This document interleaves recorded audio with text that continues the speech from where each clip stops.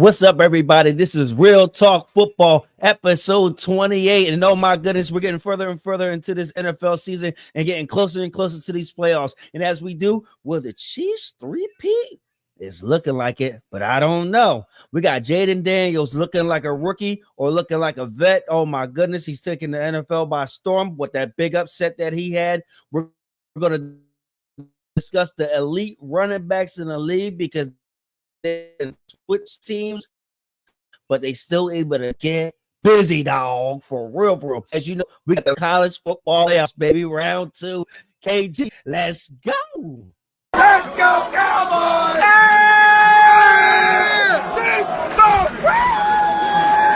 Hey, let me get one.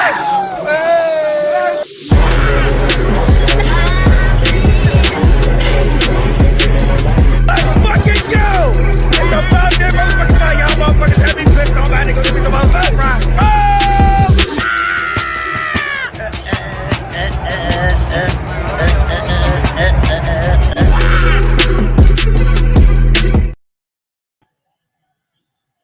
Yes, sir. What's going on, my guy? What's up, man?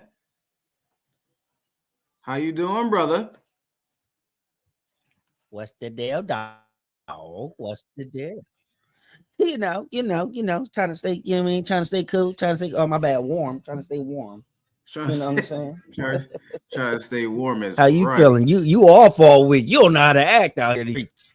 I'm chilling, you know what I mean?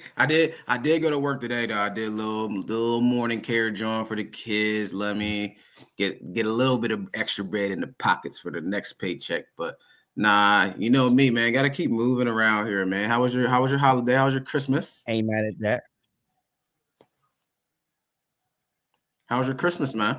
Max relaxed.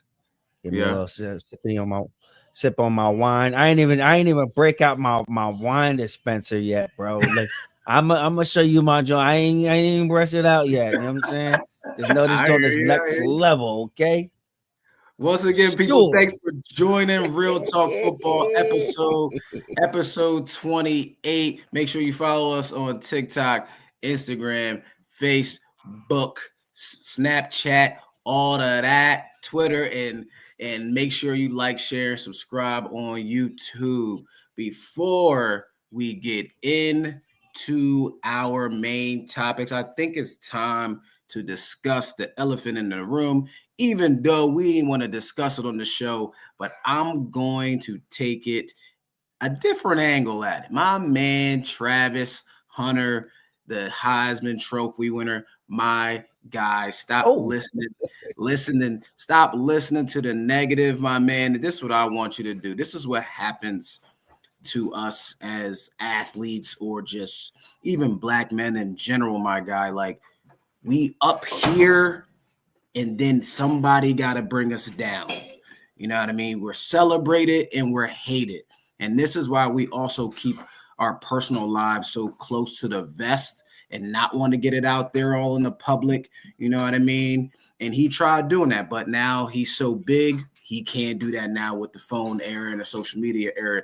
But all I want Travis Hunter to do is keep your eyes on the prize, keep your mind what's in front of you, man. Don't worry about the negatives. Don't worry about what's going on social media right now. Make sure you get prepared with your teammates and the people that love you. This week on Saturday, you got a bowl game against BYU. Concentrate on that. And then when you get some time to clear your head, you can concentrate on getting ready for the draft and being the best player that you can be. Don't let everybody else bring you down, my guy, because that's what they try to do when you up and you winning. People want to bring you down, my man. So keep that positive energy up. Keep those people around you that love you, my man, and block out the noise, as the famous Nick Saban always says. That's all I got to say, man. Look, I ain't got nothing else to add to that, brother, man. You can't, like I said, let them miserable people be miserable, bro. Right. You know what I mean? They get acting like they ain't got their own problems at home. Right. And one more real thing. Big problem with that. To the people, one more thing before we hit the Chiefs. One more thing. All the celebrities that's posting out there like, yo, Trav, you should do this and that. Why y'all DM that man? Be the big homie for him and DM him and say, yo, bro, if you want to talk about anything, let us know, instead of, you know what I mean, put more out there on social media. DM him if y'all love him, y'all say you got his back and all that. DM him on a personal level instead of putting y'all care that much. Yeah, and putting his personal business out there all in the open. All right. Yep. Let's get into it, man, because listen, man, we thought the Steelers had a chance. We thought the defense was going to show up. But Patrick Mahomes is doing what Patrick Mahomes does and the Chiefs do around this time of the season, late December, early January, getting ready for the playoffs. And they win again, bro. What can teams do to beat the Chiefs? Are they just that good? Or here's my thing. My best question to you, I want to hear your opinion, especially on this. Are teams scared of the Chiefs before they even line up? Or teams scared to make mistakes to lose the game and not take chances to win the game? What you got? First, I'm gonna take a sip, one more sip, because I gotta take one more sip. Because who would I tell you last week was the scariest team in the AFC? Man, you said the Chiefs, man. Who I say? You said the Chiefs, man. Then what you say? What you say? In the AFC?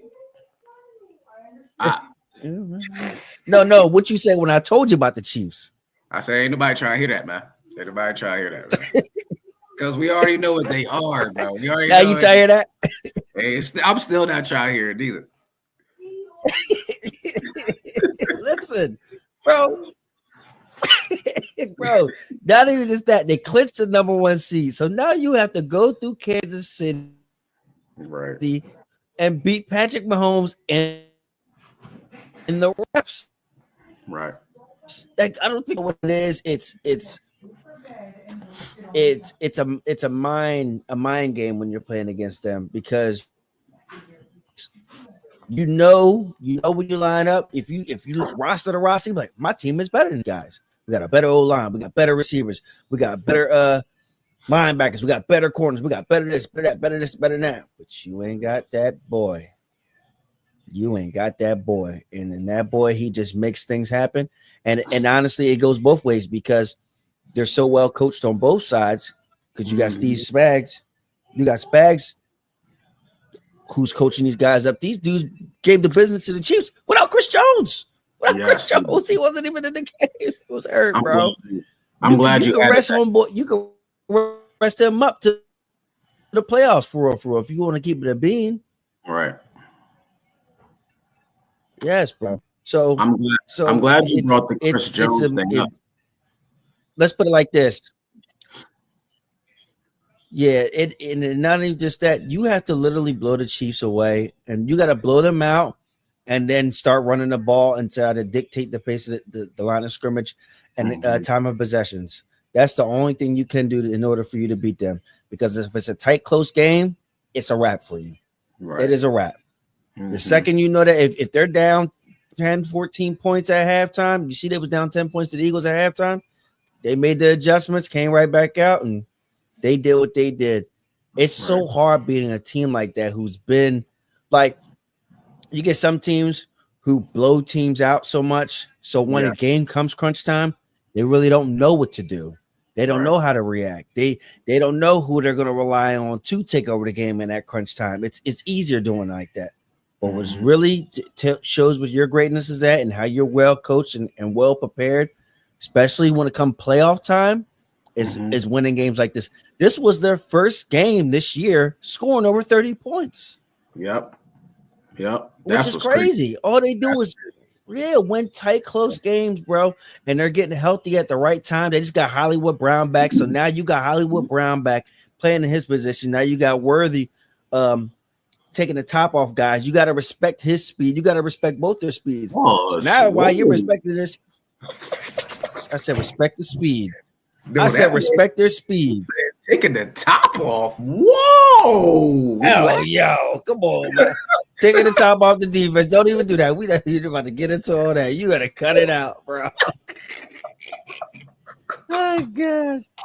But yeah, taking the top off the defense because you know they're gonna go right back to that cover two. They're gonna get to the cover two. Once you get to that cover two, like all right, bet we're gonna run this ball with Hunt. We're gonna run this ball with Pacheco. We're gonna get Kelsey working. Go to that zone, and he's gonna find a hole in that zone. It's bro. It's the Chiefs, man, and it is what it is. I called it and I said it, bro.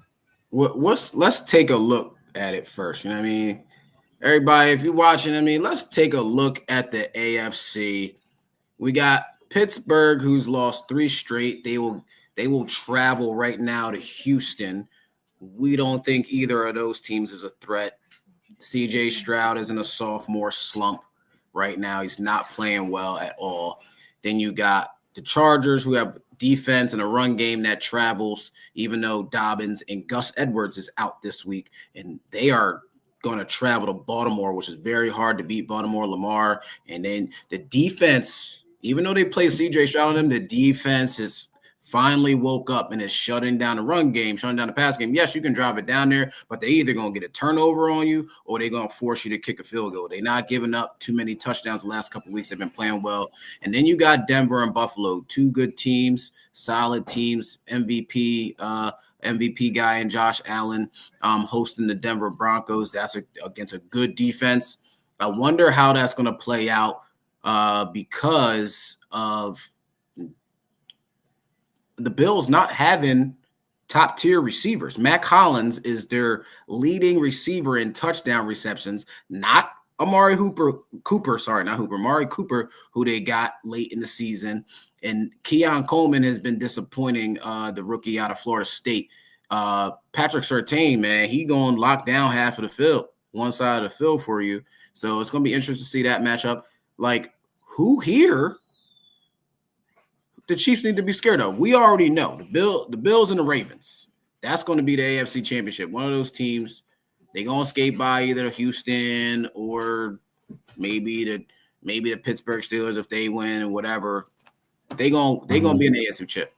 I think though, for some teams that play the Chiefs, when you got a touchdown lead or a 10-point lead, 9-point lead, and you get the ball, you got to go score a touchdown to go up 16, 17 points, even 14 points, and then try to stop them on defense and get another possession to run more clock. And I think teams are too scared to run that more clock. They want to pass, and hurry down the field to score. You're not going to do that. And the minute you try to do that, that's when that defense makes that stop that they need, being down 10 or down 12 or down 6 points, and get the ball back to Patrick Mahomes. You know Patrick Mahomes going to score. They're going to score a touchdown, man. And Patrick Mahomes is playing at the right time well. Kelsey has finally woke up, and this rookie, Xavier Worthy, is waking up, like you said earlier. He is starting to find his groove, take over that Rashee Rice role that Rashee took off last year at the end of the year towards the playoffs. So, and like you said, Hollywood Brown coming back, everybody's getting healthy, and they blew the Steelers out without Chris Jones, man. So it's crazy. I don't know what's going to happen. They looking for a three-peat. I only think that the Bills and the Ravens are a threat to them in the AFC to knock them off, to dethrone them. Maybe Joe Burr, if they win this weekend against the Broncos, to try to sneak in that last spot at 7. Who knows? But it's going to be a lot has to unravel for that to happen. Definitely. And another thing I want to add to that is those 2 teams you named. It's been their kryptonite in the playoffs. Ravens and Bills. Mm-hmm. Both those teams always lose to the damn Chiefs. Once again, you gotta go to Arrowhead. Last year, they won it traveling.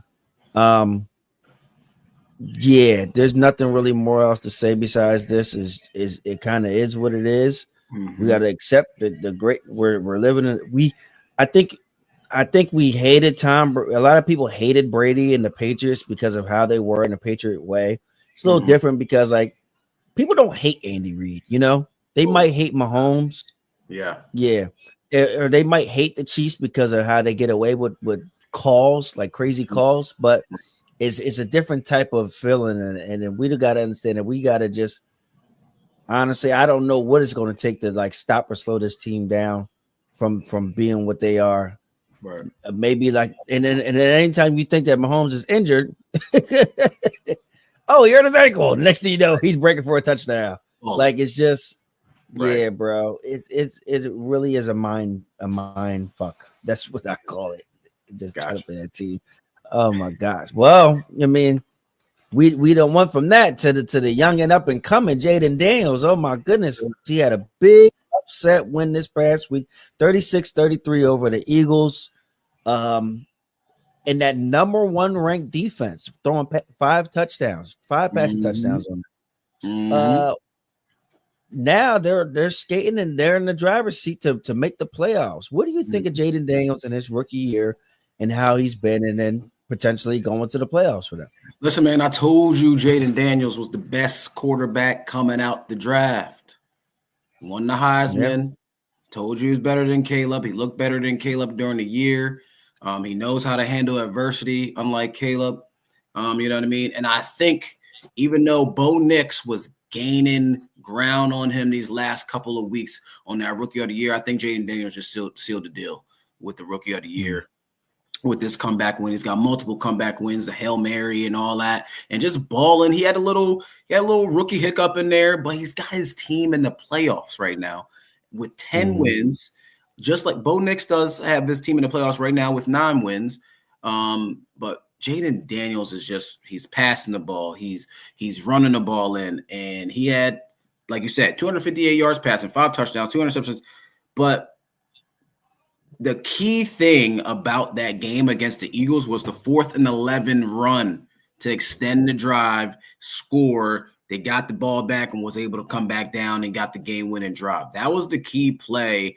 That was the playoff play, or like an MVP play that you needed, or the Rookie of the Year award play that you needed out of that young fella. And he did what he did, man. He also ran for 9 carries and 81 yards in the game too, man. He did what he had to do. He balled against a division foe. Now they might see the Eagles again first round of the playoffs, which is going to be a crazy game at the Link. I think it's going to be a nice matchup to see what they do for a third time in the season.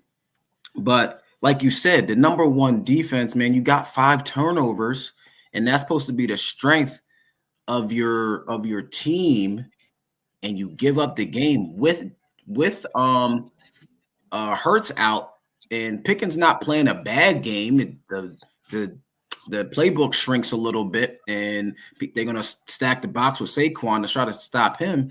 But the offense was driving the ball and scoring, and defense was supposed to stop them and keep them from getting close to the game, and they couldn't do it. And that's all. Give all the credit to Jaden Daniels and his composure and just bringing his team along with him and say, "Yo, we got this. We can win this game." So kudos to him. He did a great job, and he played a great game. He's also having a great season as a rookie. Yep. He's right now at 3,000 passing yards, 22 touchdowns, 6 interceptions, 101 passer rating. And yes, I would just compare this from the first game against the Eagles to this game now, where he looked way more decisive where he was going to go with the ball. And when he took off compared to the first game, he took off with a purpose. First game, he was running around kind of scared and hesitant and thinking to everything. It looked like everything was too fast for him. I'm like, rookie, you got to calm down. And I think that he got more games under his belt. He knew what to expect now going against this team again. And he went out there and let it loose. I mean, we'll see how how he's able to build from here now that he's got this big win and getting into the playoffs. So the kid is good. I like him a lot. I still think he needs to add a little bit more size for when he does run, like I told you when they drafted him. Other than that, he's definitely good. Yeah, man. Yeah, man. He's gonna have a great career. Hopefully they get another weapon for him to go along with Terry McLaurin. And that offense might be unstoppable because the run game is where it is with the 2-headed monster, even though they use 3 guys at times with Eckler in there if he's healthy. But he's going to be a thorn in the NFC East teams for a long time. Definitely. All right, moving on, man. Now, every year, the NFL tries to kill the running back. We talked about this earlier in the year about running backs having a short shelf life, maybe 7 to 9 years. When they get to that 9th year, man, they start to fall off a cliff. Now, we had 3 elite guys, I should say, in Saquon Barkley, Derrick Henry, and Josh Jacobs, going from one team that they wanted to stay with and going to another team that they're still balling. They're still doing what they were doing with their previous team. Saquon Barkley has over 1,800 yards and is on pace to break Eric Dickerson's record. And then you also have Derrick Henry, who's been balling since he got to the league from Alabama with the Titans and now with the Ravens, over 1,700 yards after the game yesterday. And then Josh Jacobs, a former Russian title guy who led the league in rushing with the Raiders 2 years ago, won that title. And then he goes to Green Bay, and they are balling with him with the run game, man. He runs hard. We all know that. He can catch the ball. He blocks for you, and he's got the Green Bay Packers in a playoff spot, man. Like, why do you think teams still need an elite running back / 3-down running back to be successful and even give them that successful playoff push and have that for games? Because we all know running game and defense travels during the regular season and during the playoffs. So do you still think teams are still looking for that elite running back like these 3 teams did this offseason? Or do you think teams are still lean heavy on the running back to committee because they don't want to pay those running backs? They definitely do, especially when you have a coordinator who understands that their passing game is built off their running game. So you got LaFleur who does that. You got Sean McVay who does that. And being as though Kyron Williams is younger, but you still have that. You got Lamar who does that on the Ravens. You got the Hurts who does that. He's 3rd in the league in rushing, by the way, Kyron Williams. Yep. You got Hurts who does that. Granted, he holds the ball, but he's still that their running game builds up their pass game. Yeah. I think it's still. I just think that they try to go about it. It's like we don't want to keep overpaying for a guy who might just hit a wall out of nowhere on us, right, because we done ran him into the ground. So they do that committee, which I understand. So where you got like the Lions, you got Montgomery and Gibbs, where they have a balance right there, but they're still super productive in their own rights and their own ways of that team. And they still are able to throw that ball because they're so play action heavy. You got to commit so much to that run game as they're so play action heavy. So they're not even, but that's the thing though. They're not just getting it to a St. Brown or a Hawkinson or a Williams. They're getting it right to the running backs too, who are getting crazy yaks. So those coordinators and those coaches, they know they need their run game in order to be successful, compared to like the Bengals, where it's like, all right, we already know what we're going to do. We're going to throw the damn ball. That's exactly why Burrow has 4,000 passing yards already right now. Some teams just know, even the Cowboys, when Dak was there, it's like, we know we don't have a running game, so forget it. We're just going to throw the damn ball. All right. That's just what it is. So I think it comes down to the coordinators and stuff like that also. Yeah. Which plays a part.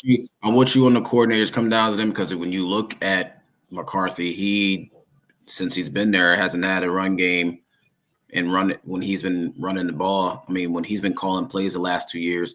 Kellen Moore, every now and then, but that line was built before he got there with Zeke, when Zeke was in his prime, and then it fell off when he still had Zeke, and then when he had Tony Pollard. Tony Pollard still went crazy, but still, I think offensive coordinators who know how to mirror the running game, like you said, with their pass game, need and probably will want that elite running back rather than the running back by committee. Now, the only guy who's mirroring that run game with the pass game right now with the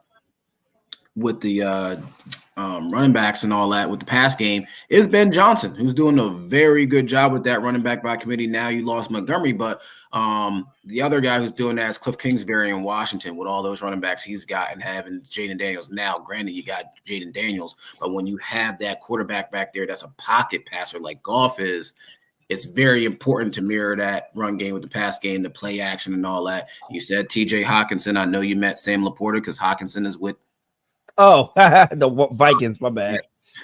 So but that's another team too, who's very predicated on that play action. Well, and Aaron Jones is balling, about to be on his way to another 1,000 yards season 2, and so is Tony Pollard, even though the Titans are booty cheeks. But I think everybody needs a 3-down back, man. Whether he's built like Saquon or built like Derrick Henry, who both of them guys are big dudes. People don't want to tackle them all game, but they got that speed. And then you got Josh Jacobs, who's compact, who's quick and shifty, and still will run you over too. You know what I mean? Mm-hmm. So when you can find that guy, I think you keep him. Maybe give him 1 contract, not 2, like Dallas fell into. But I think you definitely do give him the 1 contract, and maybe it's not for the 5 years. Maybe it's for the 3 to see where he's at. And so that's where I think the running backs still need to get that love. You got a running back that's coming out of the draft in Ashton Genty, who's going to be that guy, I believe. Is Love coming out too? Jeremiah, he's only a sophomore. He's still playing right now. I don't think he's going to come out. Jeremiah is different. He's good. He's good. Young boy is different. He's good. Yeah. Definitely tough for sure. Oh man. Well, yeah, we'll see how this ends out now. But now we're about to give out gifts. We're giving out gifts like we're Oprah Winfrey. You get a gift. You get a gift. You get a gift. Everybody gets a gift. Oh my goodness. Well, so this is how we're gonna do this here. So we're giving out gifts. We're gonna give 2 gifts. Well, a gift to 2 offensive players, 2 defensive players, and 1 coach for the year. How you want to do this? Oh man, I'll go first. You know what I mean? Okay. We're giving out them like Rock said. We're giving out these gifts, man, to the guys who deserve it. You know what I mean? Having good seasons and making it to the playoffs, or maybe having good season and not making it to the playoffs. And those coaches who deserve a little bit more love and a little bit more accolades too for the players. You know what I mean? So I'm gonna go. You want me to give me both? You want me to give you both of my guys on offense, and then you go? So give me, both your offensive guys in there. All right. So my offensive guy.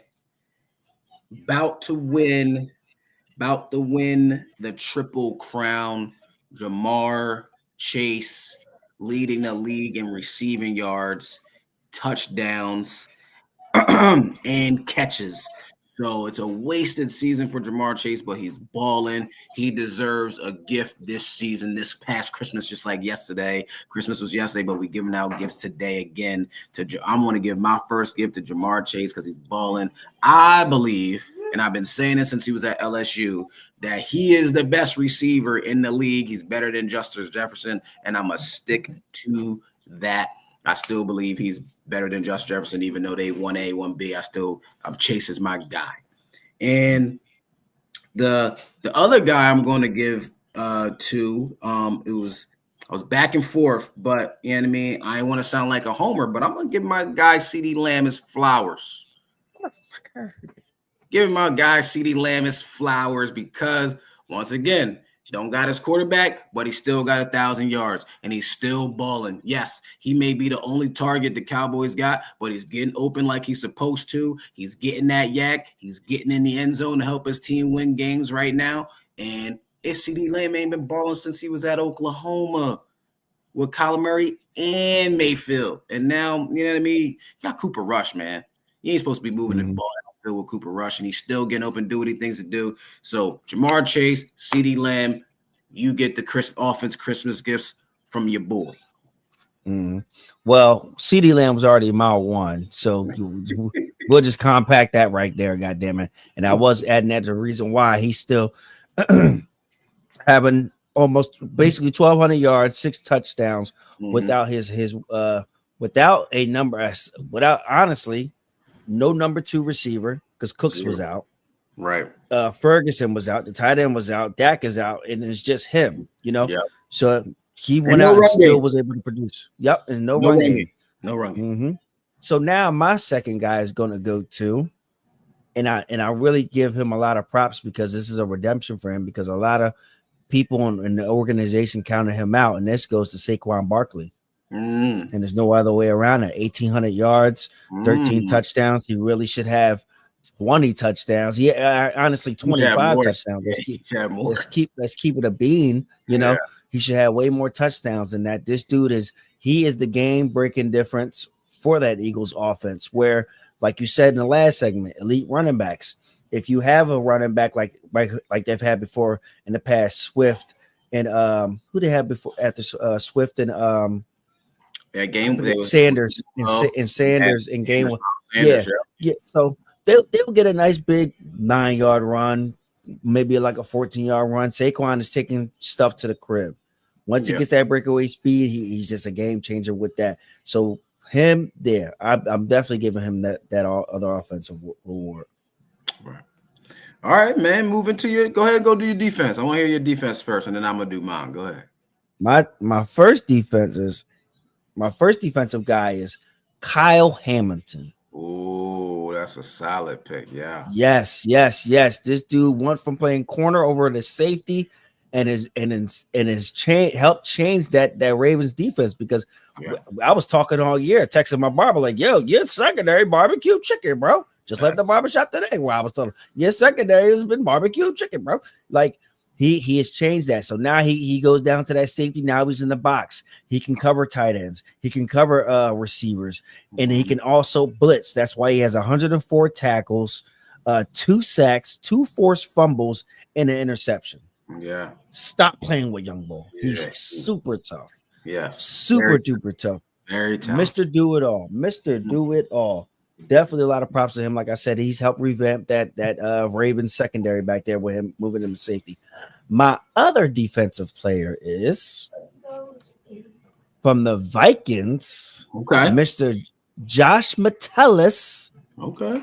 My guy has been doing everything. He's played linebacker. He's been outside corner, slot corner, safety. Okay. Bull has done it all, literally, and he's a pass rusher. And when he goes to pass rush, he ain't just going there and trying to fiddle faddle. He's cleaning heads off, bro.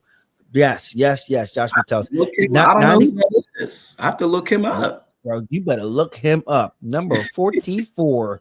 Yes. I told you it was my other team last week, the Vikings. I've been watching them. That's why I said it. Okay. Yes. 95 tackles, 2 interceptions. Dude is bro. Dude do not play. He like I said, they move him around so you can't key on him. Like Micah can't really like cover nobody like that. I think he can. I think Micah could cover a tight end if you put him on it. But he's not covered. He's not playing the slot. And he's not playing corner. Ball is lined up literally everywhere on defense, bro. Yeah, I've actually seen him flash a couple of times when I watched some Vikings games. I know who you're talking about now. Yes. He is the motor of that damn defense, bro. Right. Yep. Those are my defensive guys. All right, man. I'm going to give credit where credit is due. We've been knocking on this team for, I don't know, it's been over a decade that they haven't had a linebacker that can cover, that can make consistent tackles, that can blitz. And they finally got one. I think they found the gem, a diamond in the rough, and Zach Bond, the Eagles linebacker, 144 tackles, 11 for loss, and 3.5 sacks. He even's got a pick in there. He's been balling for them. He doesn't miss tackles like these linebackers have in the past for the Eagles. And I think that the Eagles finally sealed up that position because Nakobe Dean next to him is also playing well in that inside linebacker spot.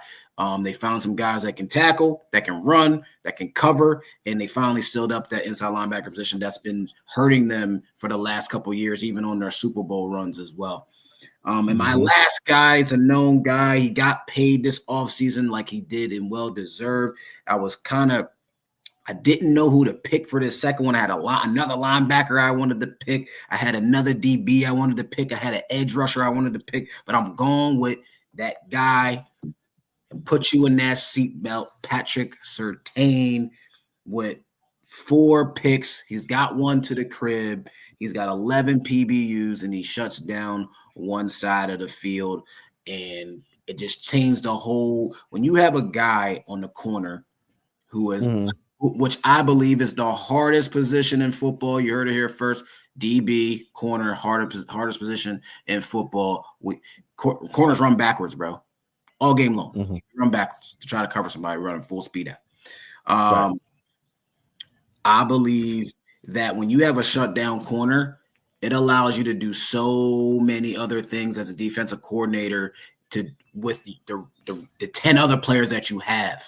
You know what I mean? How to get them in the best position to either blitz, make a play here and there, and you can do multiple things with the defense when you know a guy on that side, he gonna take care of that guy. All right, cool, we ain't gotta worry about it. Let's do some exotic blitzes. Let's do some exotic TEs and DEs and other TEs. So I believe that Patrick Surtain, he gets my gift along with Zach Bond, my two defensive gifts, man. I like our defensive players, man.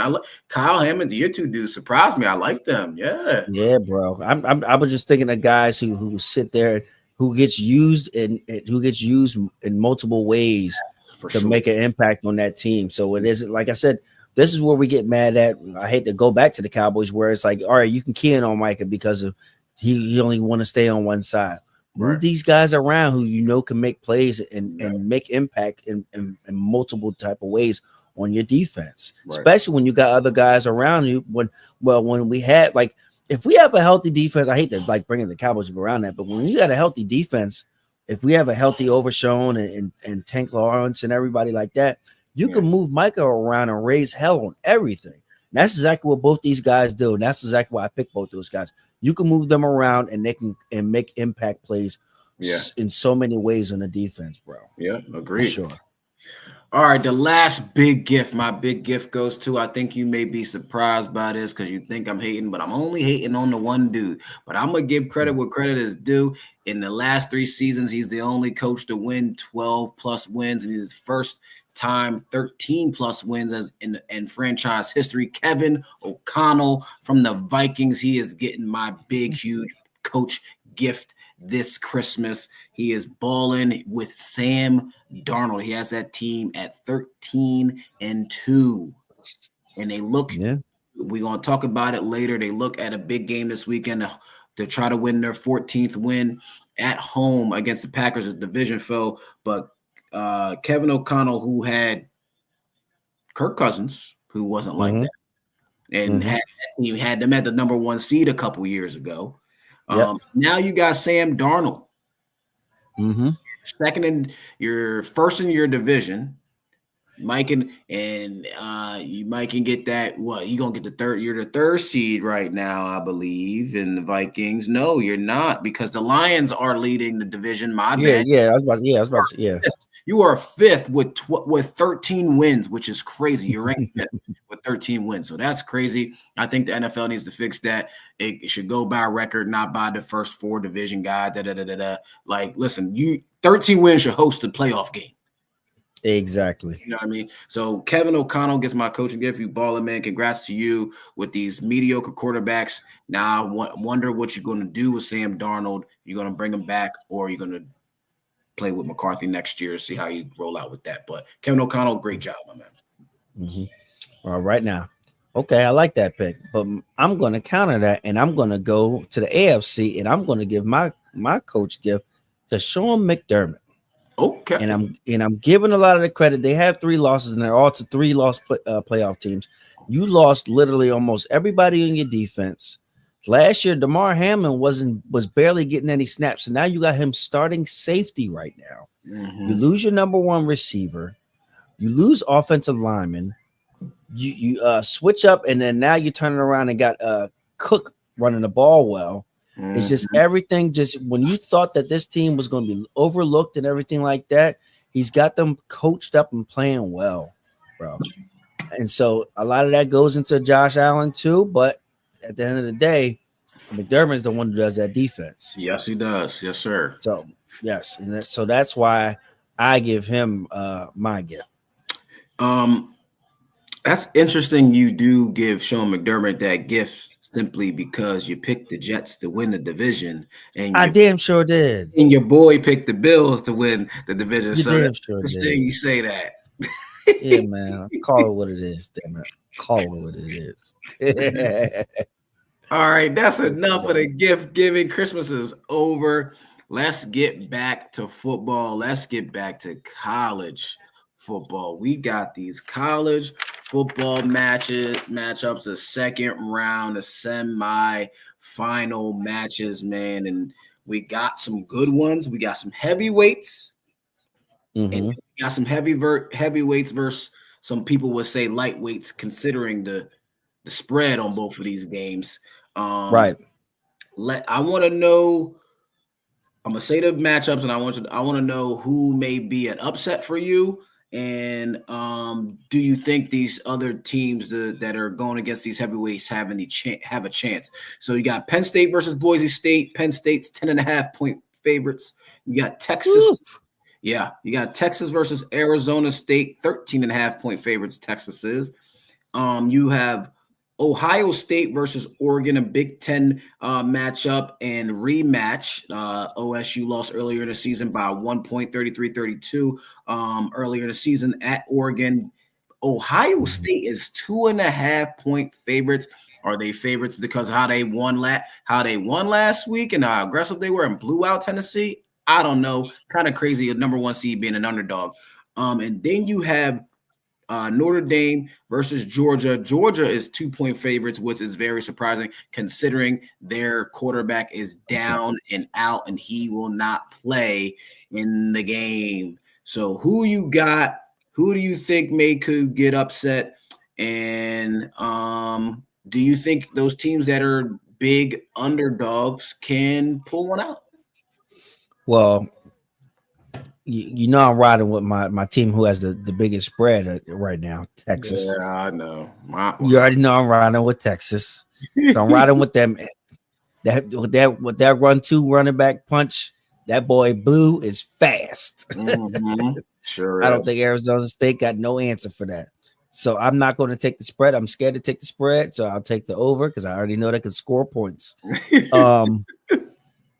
Ohio State and Oregon is so weird. I think it comes down to Will Howard. I think it comes down to Ohio State's quarterback. He was locked in and getting that damn ball out, bro. Mm-hmm. And so when he's locked in, it's that offense is scary. The offense is super scary. But you gotta also keep in mind who your head coach is, who just does dingback things in tight close games, right. And which I think this will be a tight close game again.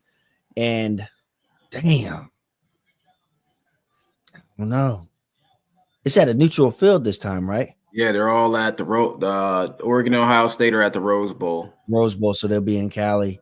Mm-hmm. Oh man, that's a hard one, bro.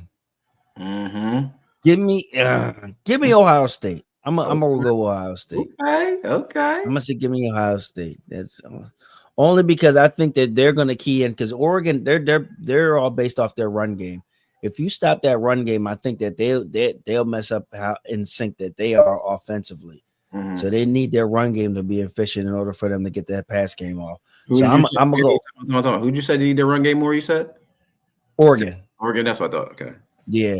I think Oregon needs their run game more, only because that's just how the offense is built. So I'm gonna take Ohio State. Penn State, Boise State. I'm gonna take Penn State because I think they're just gonna go.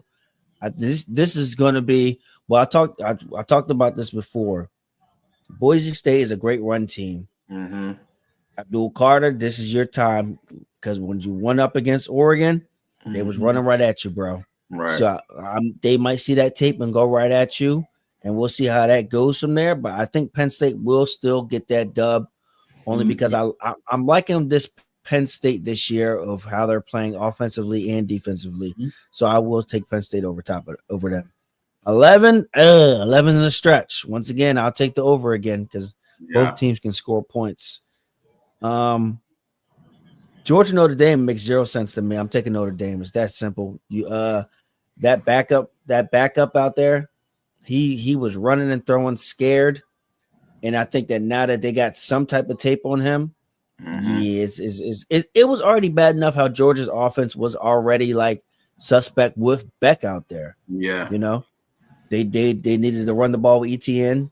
in order for them to even they'll run the ball and play defense basically. So now they run the ball and play defense, but now you got this young quarterback out there.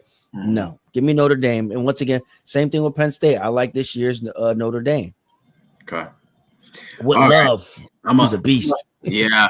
I'm gonna start with that game. I did want to start with that game, but I'm gonna start with that game. Yes, I'm very skeptical of why Georgia's 2-point favorites, but I'm gonna tell you why they are 2-point favorites. I think two things. One, how Notre Dame finished out the game against Indiana. They should have blew Indiana out by 3 or 4 touchdowns, and they didn't finish the game. They only won by 10. And, hold on, where's that game at? Georgia. That game's at the Sugar Bowl, so in New Orleans. It's indoor, so they'll be good.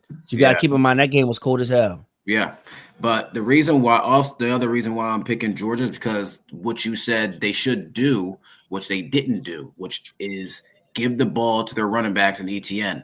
I think they try to hide the quarterback's deficiencies, have him run the ball, get that play action while the guys think they're going to run the ball so much play action, then they go over top of those DBs and they can get some wide open passes with the tight ends and some of those wide receivers. Get him the simple throws, the 4 yards, the 5 yards down, the nickel and diamond down the field. So I think they win Notre Dame. I think Georgia wins a close one. I will never ever pick Notre Dame to win anything. So I'm picking Georgia in that game. Boise State, Penn State. I think the thing I want to see is how Boise State uses Ashton Jeanty. He's been running against stacked boxes all season long, and he's got 2,400 yards, almost 2,500 yards. So I'm interested to see how they use him. Did they use him in the pass game more? Little flare routes, flat routes to get him out in space, to use his speed to score, to get them down the field. I don't think their offensive line. I don't think anybody on the offensive line can block Abdul Carr. So you're gonna have to chip him. You have to put a tight end over there too. I think. I don't like picking Penn State, but I like Coach Franklin, so I'm gonna pick Penn State. But last time I didn't think they were going to win by a spread. I think they may blow Boise State out because Boise State's defense ain't going to be able to contend with them boys. So we're going to see. I think the Arizona State game versus Texas is going to be a little bit closer than people think. Cam Scatterboo can run that rock just like Blue can. And Arizona State's defense is better than people think. They are a bend but don't break defense. Yes, they can give up some points and some yards, but they're not giving up a lot of touchdowns. And we know what I texted you last week, Steve Sarkisian was hiding your boy Quinn Ewers behind that run game last week. Keep hiding him. Please keep hiding him. And that's why Texas won that game when they win that game. He said, we not putting Quinn out there to have him throw this ball around all crazy. We're going to run the rock. So I think Arizona State's going to be focused on them running the rock, even though Texas does spread you out. Now, for that big game, that Rose Bowl game, I'm picking Oregon, bro. I'm picking them again. I ain't mad at you. It's too many what ifs. What if Will Howard plays like that against Oregon? They are the scariest team to beat, and they can win the national championship. It's too many ifs. If Ryan Day play calls like the way he did against Tennessee, they gonna win the national championships. That's not how you play football, man. You guys got to come out and ball every game, and we know they should be getting the ball to their playmakers and Jeremiah Smith and Igba and Judkins and Henderson running the ball. Like, you got a two-headed monster running the ball, and then you got 3 to 4 wideouts, and especially Jeremiah Smith is a mismatch against those Oregon small corners. Throw the ball up. Throw the ball up if you want to win the game. Throw the ball up. Yep. I think Oregon, I think going to be a little bit disrespected being underdogs, and they're going to come out here, and I think they win by a touchdown against Ohio State. A touchdown. Yeah, a whole touchdown. Yeah, 7 points. Yeah, okay. Yeah. Ain't mad at that play. Ain't mad at that at all. I'm looking forward to these games. Like, I love the playoff for college football, man. And they just got to get that bracket seating right, and then they do. Because the number 1 seed should not be playing should have the easiest way to the chip, but sometimes it don't work out that way. You still got to ball against the best and show that you can do it. You know what I mean? Mm-hmm. All right, let's move on, man. Let's move on. Good luck to those guys. They don't play this weekend. They don't play until next weekend. So good luck to those guys starting on New Year's Eve. Mm-hmm. All right, now we in a race, dog. We in a race.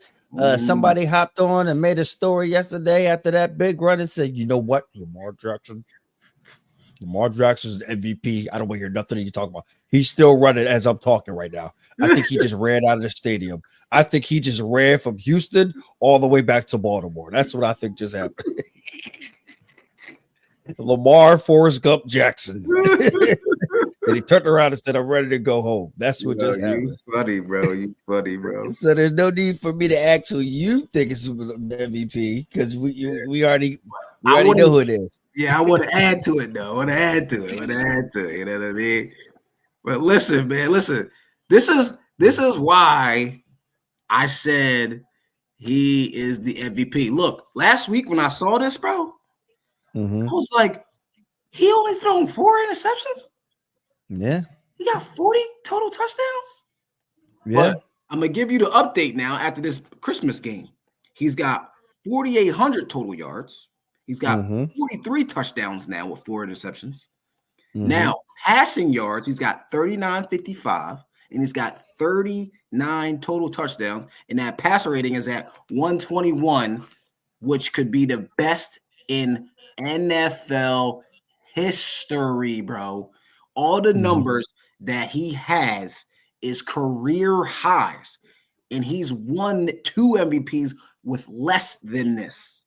Now, I'm going to give Josh Allen his credit. He's playing with special teams guys that wouldn't start on other teams in the league. Maybe Shakir, number 10, his slot receiver, he probably would because you need that third receiver. He probably would start for another team.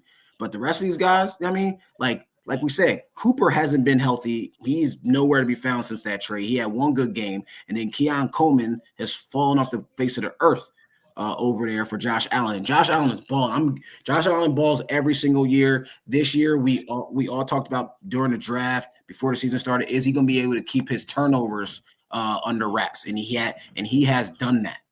You know what I'm saying? But remember what they said about Lamar during the draft. They ain't say none of this stuff about Josh Allen. They said, "Oh, Lamar need to go to receiver." They was asking questions. Is he going to go to running back? They said he will never be successful passing the ball. This man is about to throw for over 4,000 yards in his career in the season. He's about to throw for 40 touchdowns in the season, and he's still not only that, bro. He can still run for 1,000 yards. He has over 850 yards rushing. He just broke Michael Vick's rushing record for most rushing yards by a quarterback in NFL history. Come on, man. What are we talking about? Yeah. What are we talking about? Like, come on, man. I know we want to say, let's just give it to Josh since he's been second and third and fifth in MVP race. No, we ain't doing that. That's not how you vote. You vote. Why can't you? MB got it that way. Vote on. We ain't talk about basketball. You know how they do. They feel sorry for it. But this is NFL football, bro. Come on, man. He's going crazy out here, and he has the number one thing that I think they're going to look at is look. Lamar's got the head-to-head. He won against Josh during the season, but Josh has also beaten the Chiefs, and he's beaten the Lions this year. So they may look at that too, but man, Lamar is my MVP, bro. I don't care what nobody say, bro. I don't care. Listen, go ahead, bro. My bad. I was wrong. Listen. I can't argue nothing you said because it's all 100% right. Oh, and if he wins it, I'm happy for him. You with me? I am with you, but I think if he doesn't win it, I'm gonna give you 2 reasons why he does not win it. Okay. And it's real simple and easy. Browns and Raiders.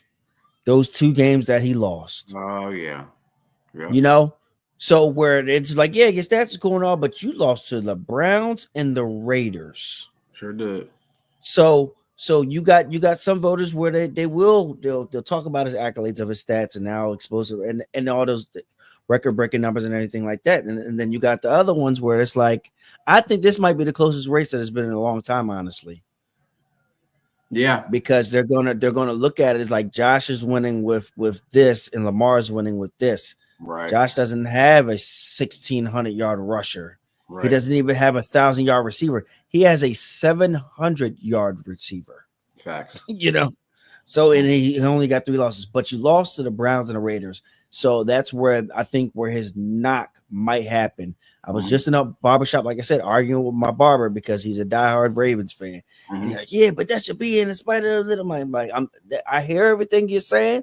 The same thing I hear everything you saying, bro. But you got some voters out there who have different criterias that you have to meet. For sure. And you losing those 2 games ain't it. Right. So it's my only part I want to add to it. One last thing. I forgot to say this when I was talking that Lamar's got his team back in the division lead with the Steelers. The Steelers losing 3 straight and them being one of those losses to the Steelers in those 3 straight games. The Ravens beating them and getting that revenge back in Pittsburgh. So Pittsburgh is going down while the Ravens stock is going up for these playoffs. So I don't know, man. Action Jackson, that's my guy. I'm Josh, I'm finally with you this year. The other couple years, like, yes, you was balling, you had all the stats, but you was just turning the ball over way too much, man. We all know you ball, but you was trying to force stuff to Diggs and force stuff to I remember they had Gabriel and all them and 2 tight ends and all that. Like, give you guys a chance to win that game, especially in the playoffs this year, man. Definitely. Big game, big matchup coming up this week. We got the Vikings versus the Packers. This plays a big part into the playoff implications because the Vikings need to win in order for them to end up going up against the Lions to play them last game of the season, which might be one of the biggest last game of the season that we've had in a while, because you're not fighting for a playoff spot. You're fighting for the number 1 seed. That's how tough this division is right now this year. So with the Vikings and the Packers, the Vikings beat the Packers the first time, and now the Packers have to go to Skull Country. Who you got? Brother, man, this is on my list, as we know, is probably on both of our lists for games to watch. I'm going to give, before I give my pick, I'm going to get the stats out there, brother. Listen, man, we got Green Bay's offense ranked 4th. Vikings offense ranked 12th. Green Bay is averaging 230 yards passing, 147, almost 150 yards rushing a game. Vikings are 235 and 111. Now, Green Bay's defense, we always talk about Vikings defense, but Green Bay's defense is ranked 7th and Vikings is ranked 15th. Green Bay is ranked 8th in both rushing and passing, and the Vikings are ranked 30th in passing. And we know Jordan Love can throw that rock. And then obviously it's going to be strength against strength with the offense of Green Bay averaging 147 yards rushing, and the Vikings only ranking 2nd at 87 yards a game rushing. This year they rank 2nd of giving up 87 yards. So strength against strength there. We're going to see how they do in the passing game, but I'm picking the Green Bay Packers to win this game. Jordan Love was not healthy coming off that injury that he hurt against the Eagles in Brazil that game, and he's healthy right now. So I'm going to pick a healthy Jordan Love over those Vikings at home this weekend.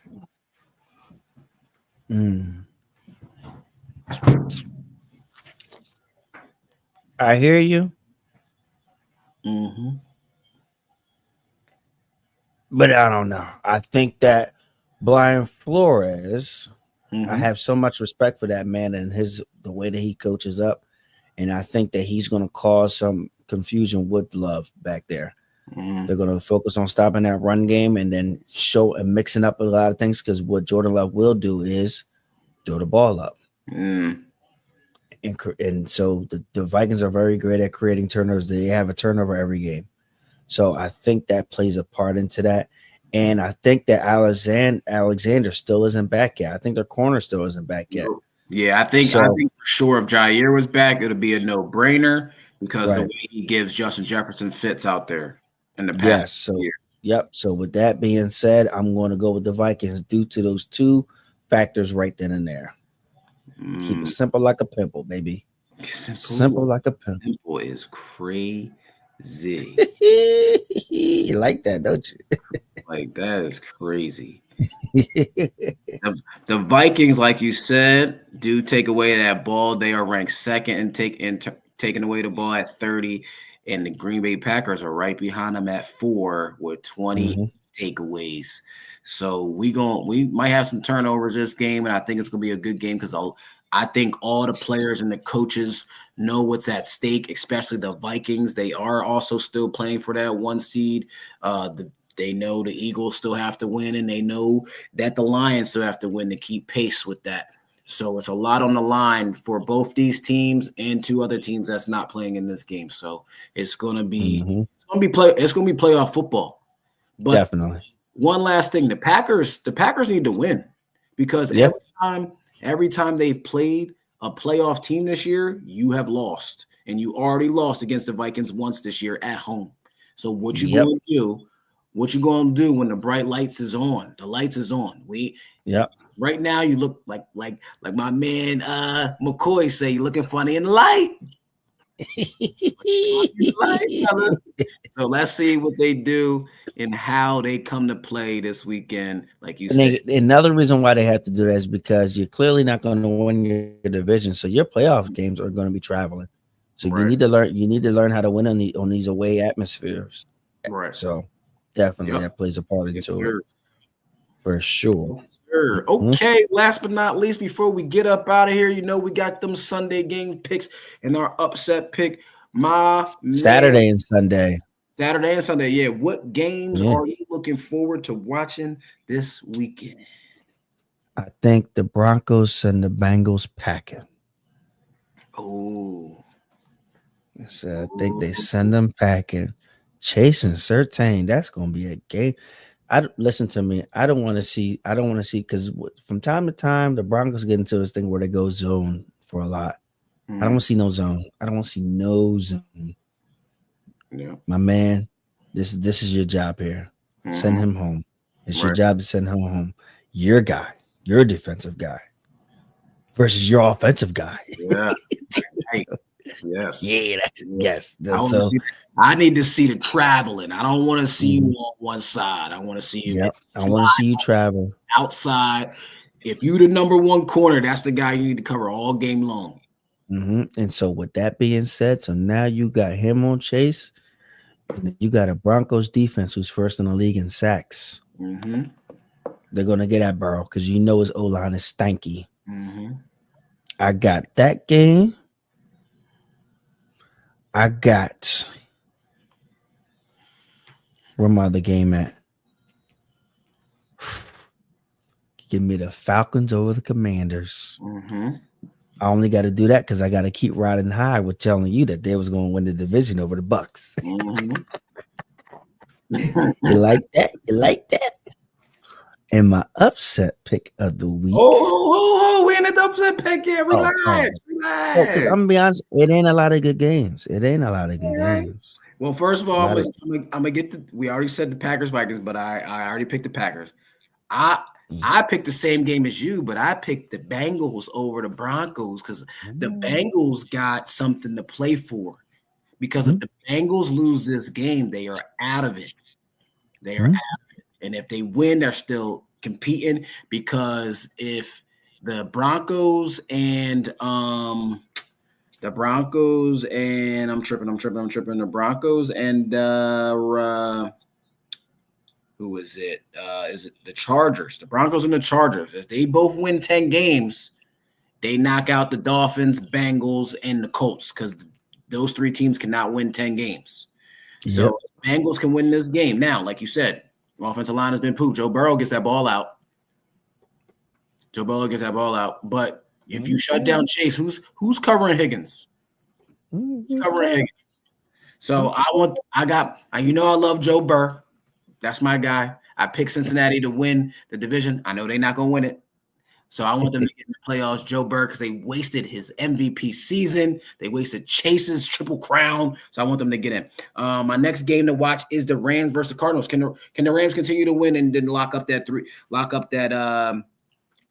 3 seed in the division, especially while the Seahawks are struggling to score touchdowns against the Bears right now.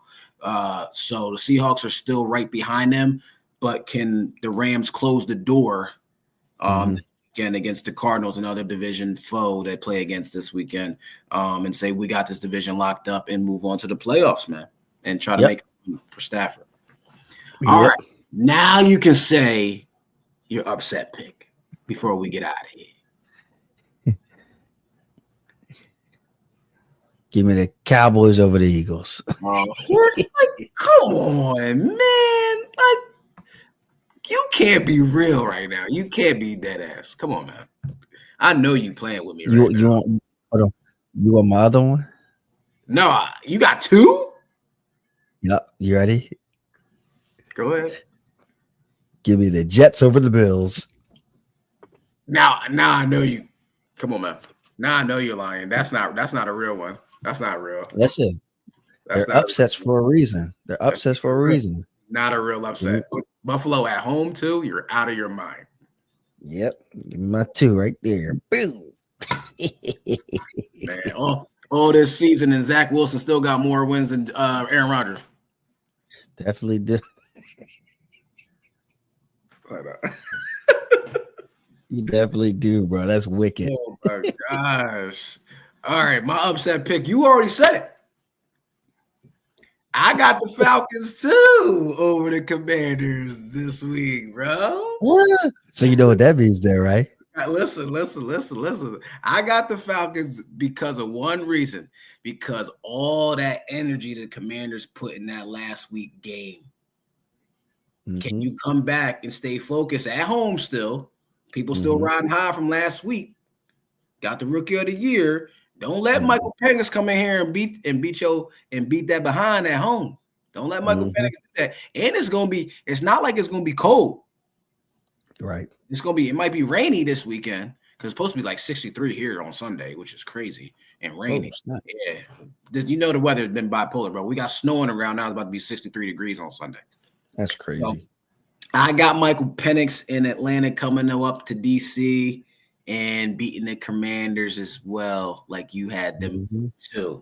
And listen, I'm not gonna lie, I had the Browns over the Dolphins, crossed them out because I saw how warm it was gonna be. Now, if it was super cold, Tua, get up out of here. You know what I mean? And then I had the Bears over the Seahawks too, but I said, trusting Caleb Williams? I'm not doing that.